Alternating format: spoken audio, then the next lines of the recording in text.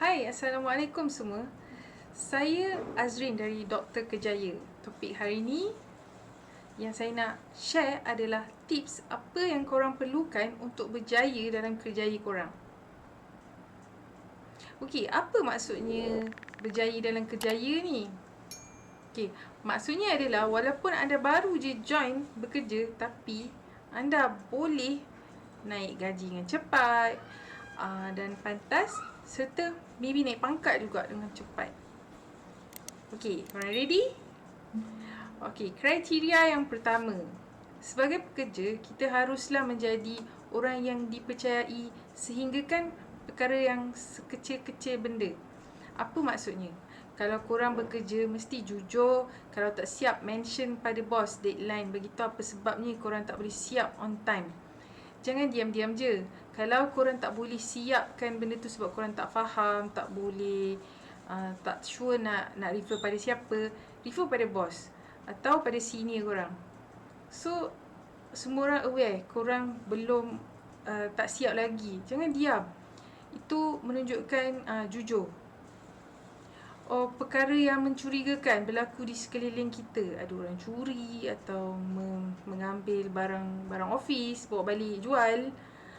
Kita haruslah beritahu bos untuk tindakan selanjutnya. Ini bukan kipas bos, tapi jujur dan amanah ketika bekerja. Okey, kriteria kedua. Sebagai pekerja, kita harus mempunyai nilai tambah dalam diri kita.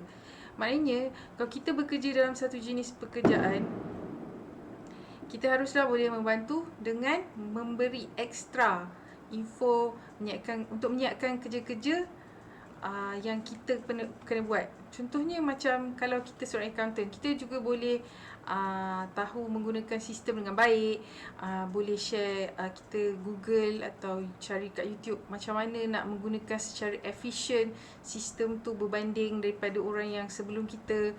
Sebab macam saya dulu, sistem yang kita orang guna hanya guna untuk satu jenis je, walhal dia boleh digunakan untuk pelbagai macam sektor lah. So saya godek, saya check Google. So itu adalah memberi nilai tambah kepada syarikat. So diorang macam gembira lah sebab efisiensi lebih cekap, kita lebih cekap buat kerja sebab kita tak perlu menggunakan Excel, kita menggunakan sistem totally 100%. Macam tu.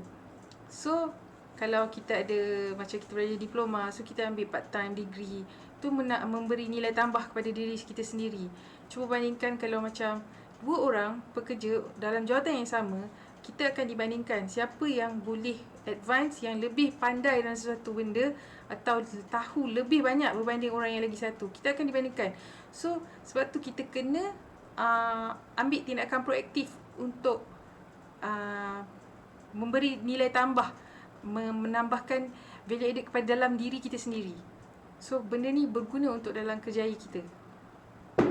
Okey, kriteria ketiga, berkelakuan baik, termasuk kepada rakan sekerja, bos ataupun orang atasan atau pekerja bawahan. Maksudnya berkelakuan baik ni bukan saja kita bersikap sopan, kita juga harus menghormati masa orang. Kalau macam pergi meeting, kita mesti on time, kita jangan lewat masuk kerja ataupun lewat ketika buat apa-apa saja.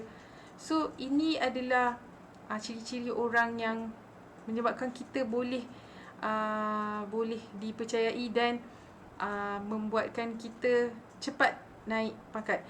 Basically apa yang saya share ni adalah ciri-ciri dalam diri. Dia bukan special yang kita perlu cari di luar. Apa yang kita buat adalah basically kita perbaiki kelakuan diri kita, attitude, supaya kita boleh maju ke hadapan. Okay, so jangan terlampau selain tu macam berkelakuan baik ni, maksudnya jangan terlampau agresif. Maksudnya suka macam marah ataupun membuat berkelakuan negatif. Sebaliknya kita sangat proaktif, dan jangan pula terlampau pasif. Maknanya kita tunggu je kerja diberi. Bukannya kita yang cari pekerjaan atau macam kerja dah siap. So kita tak nak buat apa-apa.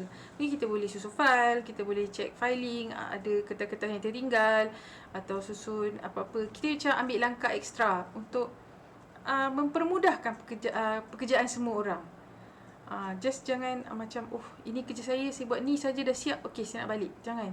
Kita kena tolong rakan sekerja atau kita permudahkan pekerjaan semua orang. Okey. Tips yang keempat adalah bernetworking.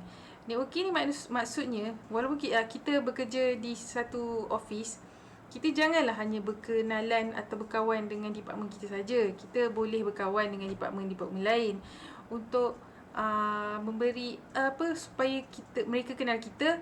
Dan selain daripada tu, di luar, maksudnya kalau kita diberi peluang untuk menghadiri apa-apa seminar yang berkaitan dengan kerjaya kita boleh berkenalan dengan ramai orang yang di dalam sama bidang, ataupun kita berkenalan mengambil tahu apa yang orang lain buat. Macam saya suka, kalau saya bekerja, saya suka tahu apa yang dilakukan oleh kawan-kawan saya yang bekerja di departmen lain, supaya saya tahu apa yang basically it's like macam benda yang bagi saya penting lah. Saya nak tahu apa diorang kerja, supaya bila bos tanya, saya boleh jawab. Macam file tu kat mana? Oh, yang ni dekat sini. Kalau receptionist tanya siapa yang in charge dalam benda ni, basically saya boleh tahu. Sebab kita dah tahu apa kawan kita kerja. Kita bukan korek nak tahu sampai personally rahsia apa yang diorang buat, tapi kita just tahu basically apa diorang buat. Macam saya bekerja di HR, so saya tahu apa kawan saya di finance atau di IT, basically apa yang diorang buat. Saya bukan ambil tahu sebagai kerana saya seorang HR, tapi saya ambil tahu kerana dia adalah dia macam memberi manfaat supaya saya tahu apa yang berlaku di sekeliling saya. So benda-benda ni memberi peluang untuk kita berkawan dan boleh naik pangkat dengan cepat. Macam kalau kita bekerja di mana setiap departmen ada bos yang berbeza, so kita berkawan dengan diorang. Tak semestinya kita hanya berkawan dengan rakan sekerja, pihak atasan pun kita boleh berkawan. So kalau andai kata kita diberhentikan atau dibuang kerja atau apa yang terjadi, kita masih ada kontak dengan orang-orang yang lain. So mereka boleh memberi peluang atau recommend kepada kawan-kawan diorang. So basically itu tujuan dia. So kita punya reputasi meningkat, dan memberi contoh, kita akan dapat recommendation yang baik, walaupun bukan dari bos kita, tapi daripada bos departmen lain, ataupun daripada kawan-kawan yang kita jumpa kat seminar atau di luar. So itu tujuannya networking, dan dia memberi peluang. So kita boleh, contohnya kalau macam you dah habis kat sini sebagai exec, so kalau you nak naik pangkat, kata nak cari pekerjaan yang nak jadi bos, so since you kenal dan macam you rasa macam tak boleh fight lagi naik gaji semua, you boleh pergi bila you cari kerja, and then somebody will help to recommend you. That happens to me. So that is itu pentingnya networking. So korang, bila korang dah kerja, jangan macam duduk di desk korang saja. Bersosial, bukan berlebih-lebihan sampai tahu hal peribadi, hanya sekadar untuk waktu kerja sahaja. Okay, saya harap tips ni membantu untuk kerjaya korang, supaya korang boleh berjaya dan terus berjaya. Terima kasih. Bye-bye.